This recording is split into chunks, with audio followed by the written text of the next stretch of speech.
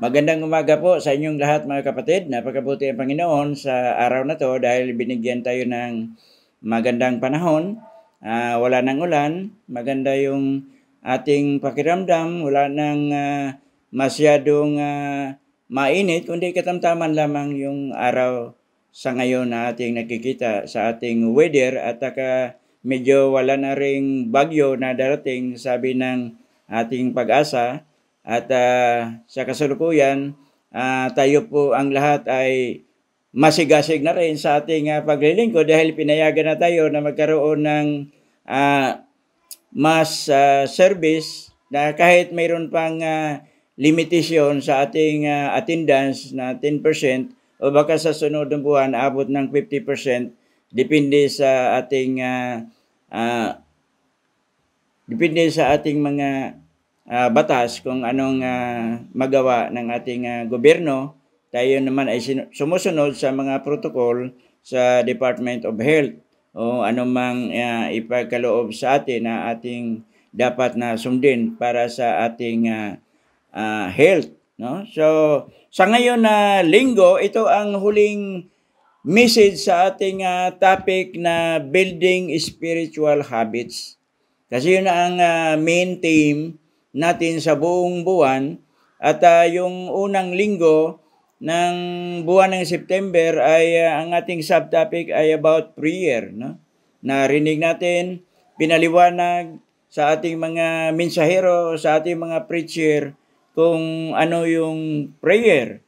At yung pangalawa ay yung Bible reading or Bible meditation or scripture meditation na kailangan natin na mag-aral sa Biblia bilang mga anak ng Diyos para ma-build up natin yung ating spiritual habits sa ating pagbabasa ng salita ng Diyos at sa ating mga prayers na paano natin magawa ito.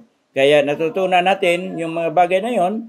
At yung pangatlong linggo ay ang ating topic na helping and caring others, no? So pinakita natin yung ating pagmamahal, pag-care, pagtulong sa mga kailangan dahil yun naman talaga ang turo ng ating Panginoon bilang mga anak ng Diyos, mga banal, mga pinili ng Diyos na tungkulin natin na tulungan yung mga nangailangan, lalo na sa mga personal minsan at saka yung mga kalamidad, mga pandemic sa ngayon na maraming problema, walang trabaho yung mga tao, walang mga pagkain, tinutulungan natin yon.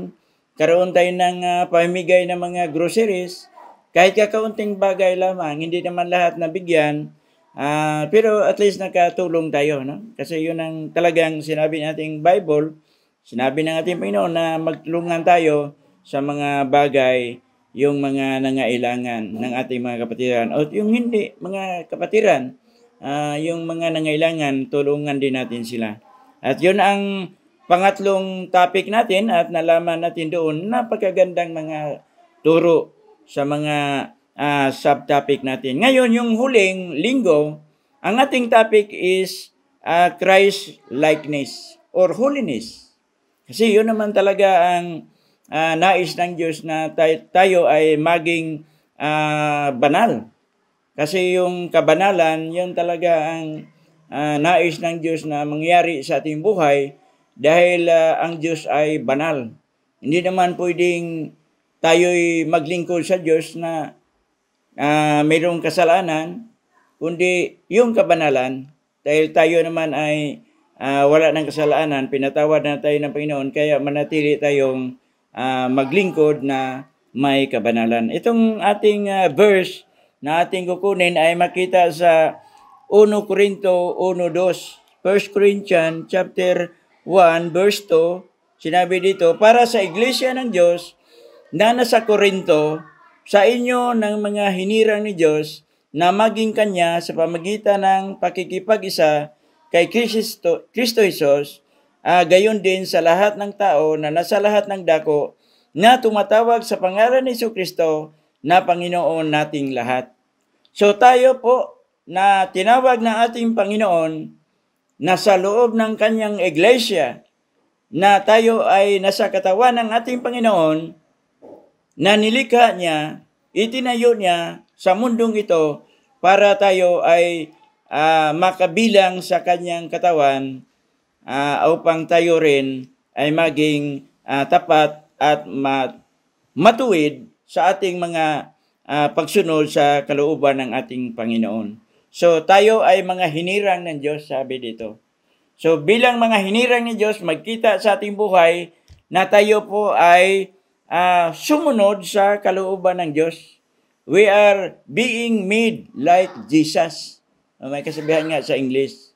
So tayo ay nilikha ng Diyos para maging banal sa harapan ng Diyos, malinis ang ating puso, at tayo po ay kalugod-lugod sa harapan ng ating Panginoon. Sa 1 Korinto 6:11, tuloy tayo. Sa 1 Korinto 6:11, sinabi dito,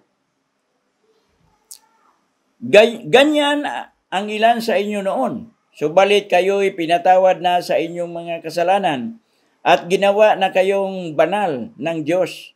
Pinapawalang sala na rin kayo sa pangalan ng Panginoong Jesucristo at sa pamagitan ng Espiritu ng ating Diyos. Kaya tayo po na tinawag ng ating Panginoon, tayo po ay mga taong mga banal. So I'm speaking to the Christians, no? Yung hindi pa mga Christians, na hindi pa sila tinawag ng Panginoon, dapat na mag-aral sila at pag-isipan nila paano sila maging Kristiyano, kung anong dapat nilang gawin sa mga proseso, paano sila maging karapat-dapat na maging makasama sa iglesia ng ating Panginoon. At saka sa ating paglilingkod, dapat nating malaman na tayo po ay wala ng kasalanan. We are already saved. Niligtas na tayo ng Panginoon sa ating mga kasalanan. So, ibig sabihin, malinis na tayo. Kaya banal eh.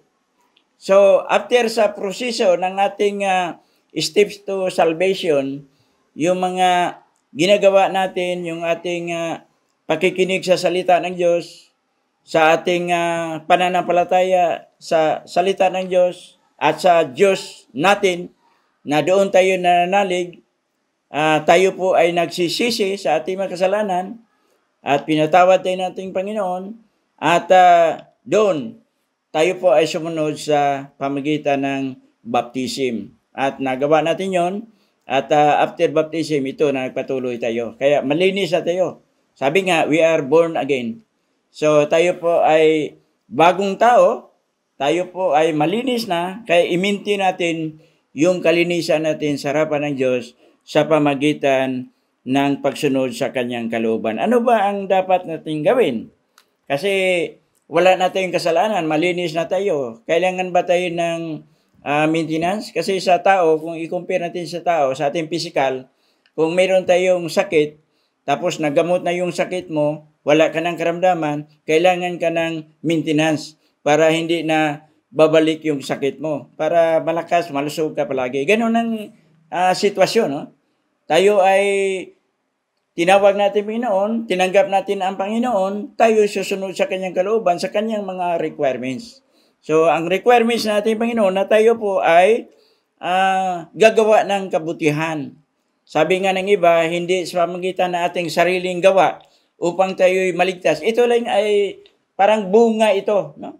Bunga ito sa ating pananampalataya, bunga ito sa ating pagmamahal sa Diyos, at bunga ito ng Espiritu Santo na ating gagawin.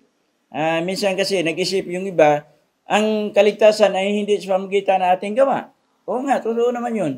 Hindi naman din magawa yung salvation sa ating sarili lamang, kundi sa ating Panginoon. Pero mayroon tayong dapat na cooperation. Mag-cooperate tayo. Gagawin natin kasi ang ating physical na sa mundo eh. Hindi naman automatic na nung tapos tayo ay tumanggap sa Panginoon, automatic na ligtas na tayo. Pupunta natin sa langit. Hindi pa naman. Dito pa naman tayo sa mundo, di ba? At sa mundong ito, dito tayo naging problematic kasi daming mga tukso, daming mga problema na minsan ang mga Kristiyano ay nadadaig sa mga pagsubok sa buhay nito. Pero sabi ng Panginoon, Walang pagsubok na hindi natin makayanan. Lahat ng pagsubok, kaya natin yon. Dahil ang Diyos ay nasa atin. Tayo malinis na. Tayo po ay niligtas na sa lahat ng kapahamakan sa mundong ito. At lalo na hinanda na sa ating Panginoon yung buhay na walang hanggan sa darating na mga araw. Sa 1 Tesalonica 4:3 at 4, ito ay napakagandang sinabi sa Biblia, sinabi ni Apostol Pablo sa ating buhay bilang tayo'y mga anak ng Diyos. Sa unang Tesalonica chapter 4, verse 3 and 4, sinabi dito sa aking Bible na bagong translation, kalooban ng Diyos na kayo'y magpakabanal at lumayo sa lahat ng uri ng kahalayan. Dapat maging banal at marangal ang pakikitungo ng bawat isa sa kanyang asawa o sa kanyang mahal sa buhay. So, ang mga Kristiyano na tinawag na ating Panginoon, tayong mga anak ng Diyos, dapat maging banal tayo. Meron tayong gagawin upang hindi tayo mailihis, lalo na sa mga ating sitwasyon sa buhay na minsan madaig tayo sa mga bagay material na dapat lang na tayo ay hindi madaig doon sa mga material na mga bagay. Kasi yun ang temptation sa buhay ng tao ngayon eh. Lalo na kung wala kang trabaho, walang hanapbuhay, napakahirap. Minsan na iwanan na natin yung paglilingkod sa Diyos. Wala na. Wala ka ng time sa panalangin, wala ng time sa Bible reading, wala ka ng time sa pagtulong kasi wala kang maitulong. Yun, patay na yung pananampalataya mo. O kundi, mahirapan ka na pagbangon. Dahil mayroon talagang panghihina sa tao. Sabi nga sa Bible, na darating ang mga panahon na ang mga nanampalataya sa Diyos ay manghihina. Aalis sa kanilang pananampalataya, paglilingkod sa Diyos. Yun ang mahirap kung mangyari yon. Na dapat manatili sa buhay natin na tayo'y maging tapat sa ating Panginoon. Kaya kailangan ito ng hard work. Yung ating lakas, ibigay natin sa Diyos.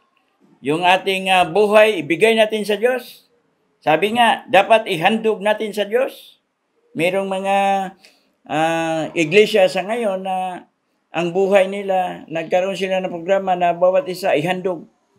Kaya yung handog kasi, parang handog yung mga bagay na sinasabi natin, na ihandog natin yung mga magandang mga bagay o yung mga masasarap na bagay, ihandog katulad sa mga nangyari sa ating datna na mga turo sa relihiyon na mayroong mga handog doon, pero sa atin wala na. Ang handog natin ating katawan, buhay na handog. Sabi ni Apostol Pablo sa Roma 12:1, ang ating buhay, ang ating katawan, ihandog natin sa Diyos. Ibigay natin sa Kanya. Kaya hindi naman tayo pabayaan ng Panginoon kasi binigay mo lahat sa Kanya eh. Siya ang inyong sinusunod. Siya ang ating sinusunod. So kung sa ganon, pati ang ating isipan, our thinking, magbago yun. Pati yung ating mga attitude, no? Ang ating mga ugali, magbago yun. Pati yung ating gusto, no? Kasi minsan yung ating gusto, yun din ang maglagay sa atin ng kapahamakan. Yung gusto natin, ilagay natin sa tama na paraan. Tama na pag-iisip, tama na attitude, para yung kalooban ng Diyos ang ating masusunod. Kaya doon tayo nadali minsan na ayaw natin sa mga bagay na lalo na sa mga gawain ng ating Panginoon. Karamihan kasi gusto sa gawain sa mundo, naligaw, nanghihina. Kasi mas maganda yung takbo sa mundo kaysa takbo dito sa loob ng iglesia o sa gawain ng ating Panginoon. Kaya minsan yung thinking natin, yung ating gusto, minsan nasusunod dahil ang Espiritu ng Diyos wala sa atin. Pinabayaan natin. Kaya dapat mag-ingat tayo. Sabi nga, lakasan natin ang ating sarili. Kailangan tayo ng tapat na paglilingkod at pananampalataya sa ating Panginoon. Sa Colossus 3:1 hanggang 10, Colossians, ito yung magandang talata ito sa Colossians tungkol sa ating buhay. Colossians chapter 3, verse 1 to 10. Verse 1 to 10. Sabi dito, binuhay kayong muli na kasama ni Kristo. Kaya't ang pagtutuunan ninyo ng isip ay ang mga bagay na nasa langit na kinaroroonan ni Kristo na nakupo sa kanan ng Diyos. Ang mga bagay na panlangit ang isaisip ninyo, hindi ang mga bagay na panlupa. Sapagkat namatay na kayo at ang inyong tunay na buhay ay natatago sa Diyos kasama ni Kristo. Si Kristo ang inyong buhay. At kapag siya'y nahayag na, mahayag din kayong kasama niya at makahati sa kanyang karangalan. Sa verse 5, kaya dapat nang mawala sa inyo ang mga pagnanasang makalaman. Number 1, pakikiapid, kahalayan, mahalay na simbuyo ng damdamin, masasamang nasa, at ang kasakiman ng isang uri ng pagsamba sa Diyos-Diyosan. Dahil sa mga ito, tatanggap ng parusa ng Diyos ang mga taong ayaw pasakop sa Kanya. Kayo man ay mamuhay din ayon sa mga pitang iyon nang tayo ay pinagharian pa ng mga ito, nung hindi pa tayo tinawag na ating Panginoon. Ngunit ngayon, itakwil na ninyo ang lahat ng galit, puot, sama ng loob. Iwasan na ninyo ang panlalait at malaswang pananalita. Ito, matindi ito, no? Kasi nasa buhay ng tao, makita natin siya ngayon. Kahit nasa mga Kristiyano, mayroon ding mga ganyan na hindi sila nag-iingat, hindi nila naisip, sa tunay nga, hindi sila nagbago eh. Mayroon mga ganun at tinitingnan naman sila sa iba. Kaya minsan, mahikayat natin yung iba dahil tinitingnan din yung mga anak ng Diyos kung anong ginagawa nila. Sila ba ay mayroong halimbawa sa buhay nila? Minsan kasi walang kaibahan eh. So dito, nais ni Apostol Pablo na gawin natin yung para sa Panginoon, yung para sa panglangit.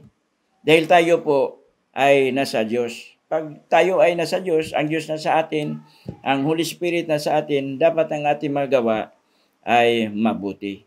Sabi dito sa 9, huwag kayong magsinungaling sa isa't isa, sapagkat hinubad na ninyo ang dati ninyong pagkatao, pati ang mga gawa nito. So wala na, malinis na nga eh. Isinuot ninyo ang bagong pagkatao na patuloy na nababago at magiging kalarawan ng Diyos sa lumikha sa inyo upang lalo ninyong siyang makilala. Napakaganda, no? So ang mga anak ng Diyos, tayo po ay naging kalarawan ng ating Diyos na matuwid, banal. Kasi hindi tayo makapasok sa langit kung hindi tayo banal eh. So ang ating problema ngayon, pag-maintain.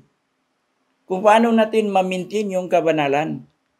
Dahil ang mundo ay kumikilos sa gawa ng dyablo para mahikayat yung mga lingkod ng Diyos madaig. Kaya sabi nga, hindi tayo magpadaig sa masama. Doon tayo sa mabuti. Because we are in the light. Tayo ay nasa liwanag. Mahirap na kung ang liwanag, mapatay yung kanyang liwanag, magdidilim, yun, mahirap yun.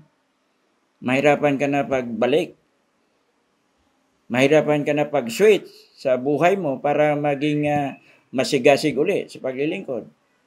So, hindi tayo magpadaig. Sabi nga dito, na tayo po ay bagong tao, tayo po ay malakas, binigyan tayo ng lakas sa ating Panginoon sa ating pananampalataya upang tayo po ay magtagumpay.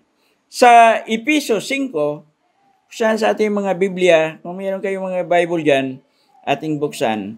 Sa Efeso chapter 5, verse 8 to 10. Efeso 5, verse 8 to 10. Sinabi dito, dati kayo'y nasa kadiliman, Ngunit ngayon nasa kaliwanagan na, sapagkat kayo'y nasa Panginoon. Mamuhay kayo ngayon ng nararapat sa mga taong nasa liwanag. So, napakalinaw, no? Na kung tayo po ay tapat sa paglilingkod sa Panginoon dahil narito tayo sa liwanag, mamuhay tayo ng nararapat. Alam natin yung sinabi natin kanina, yung mga masasamang gawa na binanggit ni Apostol Pablo doon sa Colosas na hindi na dapat natin gawin sa ngayon. Alisin natin yun sa ating buhay. Kung mayroon pa, unti-unti manalangin, gawin natin yung pag-surrender sa Panginoon, sabihan natin ang Panginoon na meron kang gustong gawin para sa Kanya, hindi mo magawa. Sa pamamagitan ng prayer, pamamagitan ng pag-aral sa Bible, sa salita ng Diyos, unti-unti na magbago yun. Huwag natin kaligtaan yun. Kasi turo nga ng Panginoon na huwag natin kaligtaan yung ating mga prayers at manalangin ng walang patid.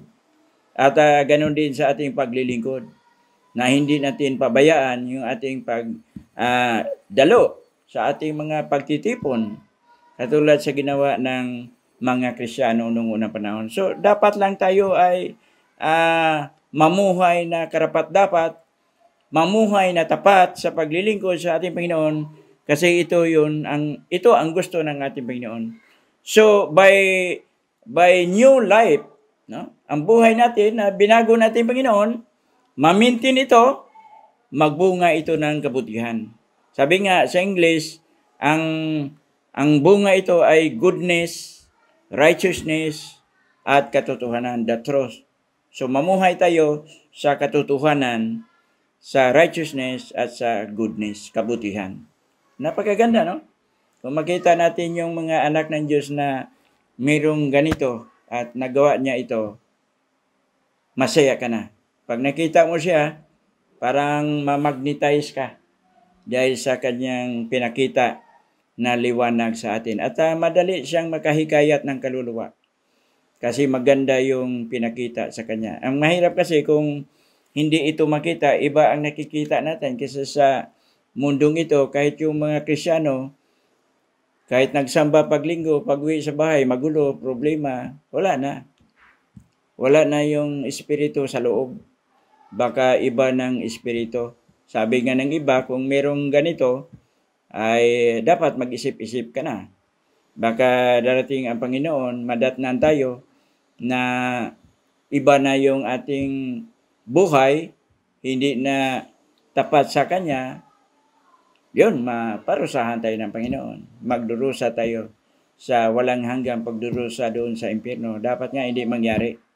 So, kaya merong church tayo, meron tayong kapilya, yung House of God, para dito tayo magtitipon, mag-usap-usap, magpaliwanagan, sama-sama tayo magpalakasan sa ating pananampalataya para hindi tayo maligaw. Sa huli, sa Episo 4:25-32, ito na ang panghuli sa ating konklusyon sa ating buhay. Ang tinutukoy dito ni Apostol Pablo, yung kalugod-lugod sa harapan ng Diyos. Ng ating buhay, maging kalugod-lugod. Yung mga gawang masama, dapat huwag na nating gagawin. Sa Episo 4, sa 4, versikulo 25, 4:25 sa ating mga Bible. Ulitin ko, Episo 4, versikulo 25. Napakagandang mga sinasabi ni Apostol Pablo dito. Dahil dito, sabi niya, dahil dito, itakwil na natin ang pagsinungaling. Itong mga salita na to, no? Very common ito, yung pagsinungaling, na dapat tapat tayo. Huwag tayong magsinungaling kasi pag nagsinungaling tayo, tayo naman din ang kawawa. Itakwil natin ang pagsinungaling at tayong lahat ay magsabi ng totoo sa isa't isa sapagkat tayo'y bahagi ng isang katawan. So, napakaganda, no? So, dapat tayo ay tapat at magsabi ng totoo sa isa't isa. Madali naman sigurong magawa natin yun. O saan bang madali nating gawin? Yung magsabi ng totoo o magsinungaling? Okay? So, dapat lang madali nating gawin yung magsabi ng totoo. Kung magsinungaling ka, mag-isip-isip ka muna kung magsinungaling ka ba o hindi. Pero dapat nga, hindi nga. Kasi sabi, itakwil. Alisin natin. Okay, sa 26. Kung magagalit man kayo, iwasan ninyo nang kayo'y magkasala. Huwag ninyong hayaang lumubog ang araw na galit pa rin kayo. So, minsan kasi yung galit, hindi lang hintayin yung paglubog. Minsan, abot pa ng ilang buwan. Abot pa ng 1 taon. Walang kibuan. Mahirap yun. At tuluyan ang kalimutan minsan. Lalo na medyo malaki yung pangyayari dahil galit na galit ka. Ayaw mo nang makita. Minsan nga yung iba hantong sa krimen. No? Matindi yun. So sa Kristiyano, bilang tayo yung mga anak ng Diyos, wala sa atin yun. Alisin natin yun kung mayroon man. Yung galit, sabi nga, huwag palampasin yung paglubog ng araw. So kung ikaw ay nagagalit, malapit nang lumubog ang araw, kaagad. Patawarin mo na. Huwag mo nang hintayin kinabukasan. Kasi sabi, huwag mong hintayin na lumubog ang araw. Kaagad. Mabuti kung maaga pa. Kung medyo madaling araw, galit ka, pwede pang palapasin mo na yung mga ibang araw kasi mahaba pa eh. Meron ka pang 12 oras o ilang oras. So, pwede pang magawa. Pero sabi nga ni Apostol Pablo, alisin natin yan. Para walang problema. No? Sa 27, huwag ninyong bigyan ng pagkakataon ang dyablo. Kasi gawain ng dyablo ito eh. Sisirain ng dyablo yung ating buhay. Yun ang target niya eh. Na dapat, hindi tayo magpadaig, hindi natin siya bigyan ng pagkataon na makagawa ng ganyan. 28. Ang magnanakaw ay huwag nang magnakaw. Sa halip, maghanap siya ng marangal na ikabubuhay para makatulong sa mga nangangailangan. Sa tingin ko, sa loob ng iglesia o sa mga Kristiyano, yung mga tapat sa paglilingkod sa Panginoon, wala naman siguro ito mga pangyayaring ganito na mayroong mga magnanakaw. Karamihan sa ating narinig, kung mayroon man, yung mga gamit sa simbahan, ninanakaw, na hindi nagpaalam, pero bira lang yun. Kaya may narinig pa ako na kahit yung mga bagay na sa simbahan, sa loob ng simbahan na medyo may mabigat na na presyo o malaki ang presyo, halimbawa mga bagay na sa opisina o mga computer, mga equipments, malaking pera yon, minsan karamihan ninanakaw yun. Kaya kailangan din tayong mag-ingat. Meron akong nabasa sa Old Testament na yung temple noon sinira dahil maraming magnanakaw. Yun lang nabasa ko rin na ang temple sinira kasi ang temple noon dapat hindi siya isira. Pero dahil sa mga magnanakaw, hindi talaga maiwasan na mayroong ganun. Pero mabuti na naman dito sa atin sirado. Ginawa natin lahat ng mga paraan para hindi makapasok yung mga masamang tao na may pagnanasa na para magnakaw sa mga bagay. Sa mga Kristiyano, dapat wala sa atin yun. Sa 29, huwag kayong gumamit ng masasamang salita. Lagi ninyong sikapin na ang pangusap ninyo'y makakabuti at angkop sa pagkakataon upang pakinabangan ng mga makakarinig. Minsan, ito hindi maiwasan yung mga salita natin na masakit. Minsan yung ating salita na nabanggit, yung nakarinig, natitisod sa atin. Kaya sabi ni Apostol Pablo, mag-ingat tayo. Na minsan hindi natin iniisip ito. Bilang Kristiyano, tayo ay mga anak ng Diyos. mga banal na tao, dapat hindi marinig yung mga salitang masama. Kung maaari. Pero kung hindi pa kaya, dahil ang kabanalan may proseso yon, hindi naman kaagad na kung ikaw ay naglilingkod sa Diyos, automatic, parang magic na bago na talaga, perfect ka na. Hindi mangyari yon. Kasi may proseso sa maturity sa ating pananampalataya sa ating Panginoon. Gradual yun eh. So, kaya kailangan tayo ng pamaraan paano natin ma-maintain. Kaya isa yon yung prayer, pagbasa sa salita ng Diyos, scripture reading, at yung pagtulong. At siyempre sa ating mga meditation, at siyempre sa ating pagsamba, sa pakikinig sa salita ng Diyos. Katulad ngayon sa ating sermon o sa ating mensahe, lagi kang nakikinig. Pag lagi tayong nakikinig sa salita ng Diyos, ang Diyos magbigay sa atin ng lakas, magbago sa atin. Ang kanyang banal na espiritu na sa loob natin, siya ang mag-iingat sa atin. Ang kanyang mga anghel na nasa paligid na hindi natin nakikita, siya ang mag-comfort sa atin. Siya ang mag-guide sa atin. Kaya, magawa natin ang lahat ng bagay. Ang problema lang kasi sa atin, hindi natin isinirindir ang ating buhay sa Kanya. May naiwan pa eh. At least 100% yung ating pagsunod sa kalooban ng ating Panginoon. Sa verse 30, at huwag na ninyong saktan ang kalooban ng Espiritu Santo ng Diyos, sapagkat siya ang tatak ng Diyos sa inyo, ang katibayan na kayo'y tutubusin pagdating sa takdang araw. So, ang tatak natin, ang kalooban ng Diyos sa pamamagitan ng kanyang Espiritu na nasa atin, yun ang ating tatak bilang mga anak ng Diyos. Kaya, hindi ito basta-basta, no? Na pinakaloob sa Diyos sa atin, parang mabigyan tayo ng guidance para manatili tayong tapat at kalugod-lugod sa harapan ng ating Panginoon. Sa final, katapusan, ating konklusyon, na dapat manatili tayong tapat hanggang sa kamatayan. Kaya doon na sa kamatayan, kung sakaling darating ang panahon na tayo kunin ni Lord, o kung babalik na ang ating Panginoon, doon na tayo makita na tayo, we are in the likeness of Christ.